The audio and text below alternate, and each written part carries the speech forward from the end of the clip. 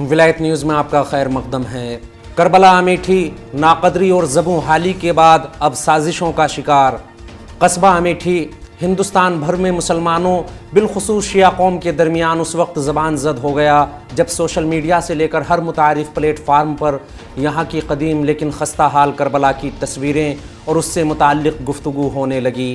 Social media اور لکھنؤ اور اطراف میں ہر زبان پر یہی جملے تھے کہ قصبہ امیٹھی کی یہ تاریخی کربلا ویران ہے اور اپنی حالت زار پر آنسو بہا رہی ہے۔ کربلا امیٹھی، جسے عباسی خانم کربلا یا کربلا منشی مظفر علی کے نام سے بھی یاد کیا جا رہا ہے، اس وقت قوم کی توجہات کا مرکز ہے۔ مولانا کلب جواد نقوی صاحب سے لے کر مولانا مرزا یعصوب عباس اور مولانا سیف عباس تک سب نے کربلا امیٹھی پہنچ کر حالات کا جائزہ لیا اور مجلس و ماتم نیز عزاداری سرکار سید الشہداء میں حصہ لیا۔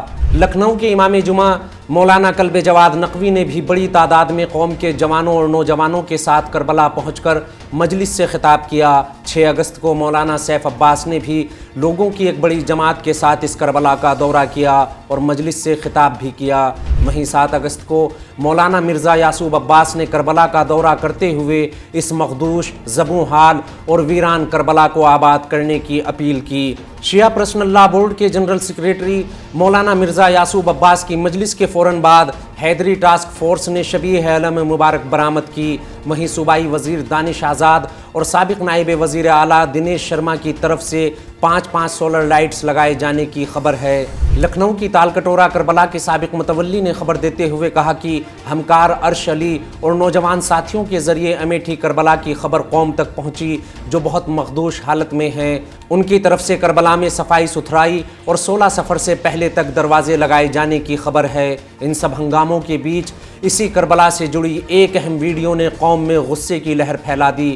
کربلا کی پرانی طرز تعمیر کی محکم اور مضبوط مینار کو نقصان پہنچانے کی ویڈیو سوشل میڈیا پر وائرل ہوتے ہی الگ الگ اٹکلیں لگائی جا رہی ہیں۔ 12 اگست کو صاف صفائی کے دوران جب لوگ کربلا کی چھت پر گئے تو وہاں کا منظر دیکھ کر چونک گئے۔ وائرل ویڈیو میں واضح طور پر دیکھا جا سکتا ہے کہ مینار کو باقاعدہ سازش کے تحت منہدم کرنے کی کوشش کی گئی۔ البتہ ان سب سے الگ social media platform Facebook پر ایسی ویڈیوز اور فوٹیج بھی موجود ہیں جن سے یہ بات واضح ہو جاتی ہے کہ شیعہ وقف بورڈ اتر پردیش کے چیئرمین علی زیدی گزشتہ برس ناجائز قبضے کی خبر ملنے کے بعد اس کربلا گئے تھے۔